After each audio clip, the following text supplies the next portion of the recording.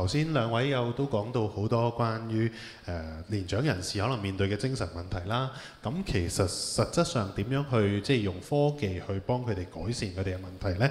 咁我哋分開幾個部分去討論啦。咁啊，第一個部分呢，想由一啲訓練嘅部分開始講起嘅。咁啊，Michael 先問你啦。咁知道呢，你哋即係院舍喺即係日頭嘅時候都會有好多訓練去俾院友啦。咁有一個治療站啦，俾院友去做一啲運動嘅訓練啊咁樣。咁不如你同我哋分享下你哋個治療站係點樣去運作嘅？好啊，好啊。嗱，咁我哋院舍咧本身係一個24小時嘅服務啦，咁即係全年無休嘅嚇。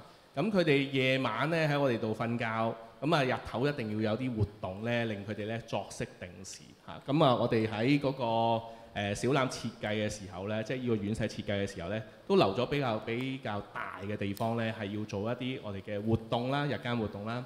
做一啲運動啦嚇，咁我哋相信咧就係佢哋佢需要活動，咁先可以充實自我，先可以咧建立一個好嘅日常嘅。咁所以成個嘅治療站咧，而家呢一邊咧，我哋睇到其實咧係我哋治療站其中一角啦。我哋叫佢做多功能室。咁啊，成個多功能室咧係可以容納咧係超過100位嘅院友嘅，同時做訓練。咁我哋就即係上晝咧就主要係服務女舍友，晏晝咧就係男舍友。咁星期六日同埋仲有啲時段咧就會再安插唔同嘅活動。咁其實對我哋嘅舍友嚟講咧，佢就有少少好似咧去做個日間訓練，好似返學咁樣，離開佢嗰個家舍，去到我哋嗰度做一啲活動啦。然之後咧佢就返去佢自己嗰個家舍嗰度做，可能係治理啊、食飯食藥等等啊，咁啊希望佢咧多啲嘅唔同嘅一啲刺激訓練嚇。咁呢度望到咧，我哋專登咧都為佢哋做咗一個咧比較舒適嘅地方嚇。咁其實呢邊咧係俾佢哋咧坐埋去，可以咧睇下書啊，玩下 iPad 啊玩下啲平板電腦等等啦嚇。咁啊等佢哋咧喺裏面咧有一個自己嘅空間就去發揮。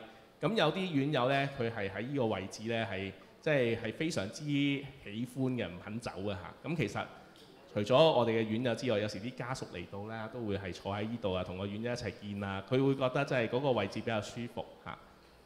咁至於另外咧，就呢度係其中一個嘅治療嘅一個儀器啦。咁我哋其實係一個上肢嘅同手部訓練嘅儀器嚟嘅。咁佢就會咧可以俾我哋治療嘅同事咧。就設計翻一個嘅訓練嘅部位，譬如用一啲小手指嘅，或者用手腕嘅，甚至乎成個上臂喐動都可以。咁藉住我哋設計嘅一啲嘅位置咧嚟進行嗰個活動。咁佢進行活動個模式就個電腦咧好多元化嘅。咁譬如有一啲係主要都係以遊戲式嗰種嘅訓練軟件啦。咁譬如佢可以喺裏面試下揸飛機試下係。夾一啲點心有啲咧好似嗰啲西部牛仔槍手射玻璃杯啊，咁唔同嘅活動就等佢咧有趣味啲。咁做起上嚟咧就訓練期間就不忘咧，其實都有個治療嘅成分嘅嚇。咁呢兩個都係一個剪影啦，其實仲有好多呢度有一個咧大電視幕牆咧，就係我哋呢度有15部咧60寸嘅電視拍埋一齊。咁我哋拍埋一齊咧，嗰個熒幕咧就可以係，如果我哋有啲大型活動，譬如啱啱過去中秋啦，咁我哋成個 backdrop 擺喺度咧，我哋一班人去影相咧，就似而家個狀況啦。我哋可以攞個 backdrop，跟住就做一啲活動，咁可能前面係擺個樂隊咁佢哋可以係表演得嚟，又可以後面咧就影翻可能嗰個主題加埋平時可以做一啲嘅，又係遊戲式嘅治療嚇。咁佢哋咧呢幅圖咧就係一個軟件啦，就用咗個電視牆咧就投射出嚟嚇。咁佢可以咧係我哋嘅 user 透過運動一啲可能係一啲單車機手單車機啦、腳單車機啦，甚至乎健身盤啦好似健身環等等都冇問題嘅。只要有喐動，個感應器咧就會係喺嗰個畫面度咧跟住佢嚟喐噶啦。咁佢就好似咧呢幅圖咁樣咧，就上下兩個 player 咁一齊做呢一個跑步嘅比賽咁最後睇下邊個跑得快啦咁佢係最多可以支援4個嘅。我見你呢張圖就係你4個人玩，但係其他人睇嘅都好似好開心咁喎。好刺激㗎嚇！佢哋會係鬥高分啦，跟住又係好期待幾時到佢啦嚇。咁我哋依個嘅治療站呢，其實我哋至少呢都會擺咗4組嘅治療器材同一時間開放嘅。咁就等佢哋呢，好似呢做完一 part 就進入下一個部分。咁做完一個循環之後呢，其實已經過咗20分鐘㗎啦。咁我哋就再俾佢去其他喺個多功能室其他地方，譬如有啲桌面嘅手工訓練啦。我哋有一啲嘅小賣部嘅服務可以俾佢哋買下嘢啊！咁其實成個環境呢，就係訓練啦、治療啦、輕鬆啦、社交啦於一身。咁所以喺職業治療個角度呢，就係希望佢日間呢係有一個充實嘅活動得嚟。咁相信對於佢嗰個精神同埋個生活嗰個身體嘅健康等等都會好嘅。好。咁啊，相對啦，長者地區中心 Gloria 你呢邊就冇咁幸福啦，冇職業治療師啦，冇物理治療師啦，係駐場㗎啦。咁啊，都係同事都可能係社工為主啦。咁你哋中心會唔會都定期有呢類型嘅訓練嘅活動啦？好似運動班啊，或者係認知訓練嘅小組啊，或者其他嘅活動去俾老友記呢？或者越搞呢啲活動嘅時候呢，通常會遇到啲咩困難啊？同大家分享下。以前長者地區中心就真係資源比較少，冇職業治療師、物理治療師。咁但係近年呢，政府其實都覺得認知障礙症喺社區實在太普遍啦，咁需要多啲嘅訓練。咁所以呢，佢哋都俾咗一個自有醫社計劃俾我哋。咁就係俾一啲認知障礙症嘅老友記呢，就會由 HA 轉介俾我哋呢，我哋會提供一系列嘅培訓俾啲老友記嘅。老友記入咗嚟呢，我哋就會提供半年嘅培訓啦，希望佢哋可以認知上可以有一個好好嘅改善，咁所以有呢個資源下，我都有一個職業治療師去幫我去設計一啲認知訓練嘅遊戲啦。咁我哋近期以前呢，可能認知訓練呢，喺我初入行嘅時候咯，都入行咗10幾年嘅啦，係啦。其實好多認知訓練工具係要自己整嘅，係啦，可能自己上網揾一啲懷舊圖片，然之後整卡，然之後就俾大家去分享去睇。咁但係而家真係科技發展得快啦，咁好多唔同嘅 Apps 啊，或者係唔同嘅工具都可以做到一啲認知嘅培訓呢。咁呢樣嘢對我哋嚟講係好幸福嘅。咁亦幫到同工可以有好好嘅預備，同埋個多元化，係啦，就唔會咁單一咯。咁我哋嘅職業治療師都提供咗好多唔同嘅啲器材俾我哋啊，有呢啲小巧啲嘅，冇頭先後邊嗰個咁大嘅，係啦，咁就小巧啲嘅互動投射嘅中控投射機啦，咁佢哋可以玩一啲遊戲啦。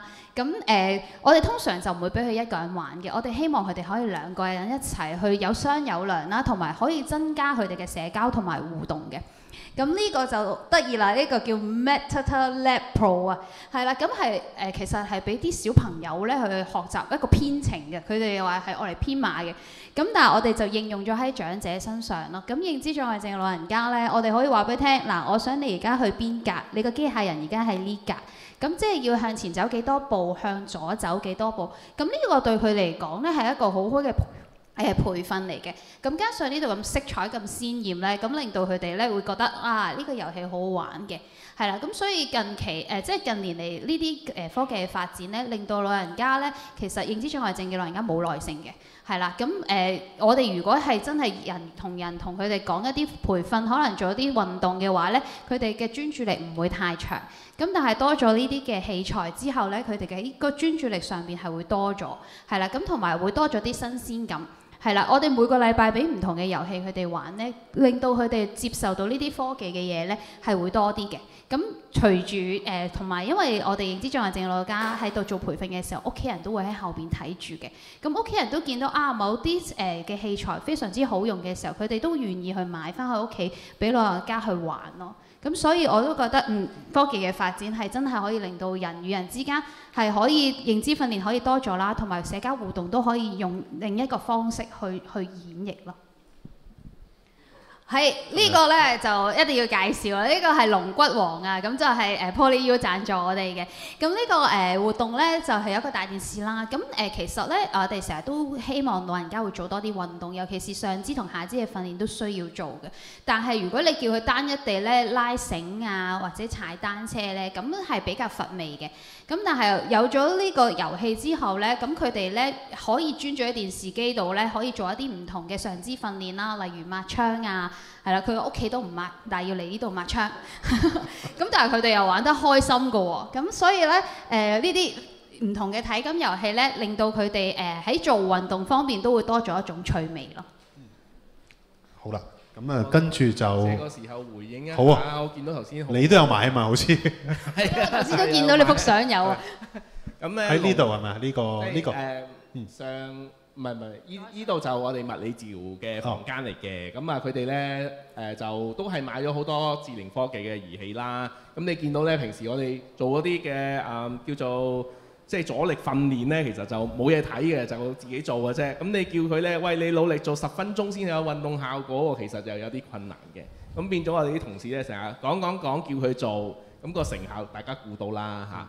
咁而家咧我哋咧拍埋部電視一齊，佢就可以一路做呢個訓練，一路就睇緊街景，好似踩緊單車或者滑緊雪咁樣咧。咁個效果好唔同嘅。咁嗰10分鐘咧就易過好多嚇。咁同埋有啲分數咧，有時佢，今次可能咧攞到90分，下次係95分喎，對佢嚟講咧有個刺激嘅作用啦。而仲要見到側邊嗰個人點解會高分過我，下次佢會挑戰佢嚇。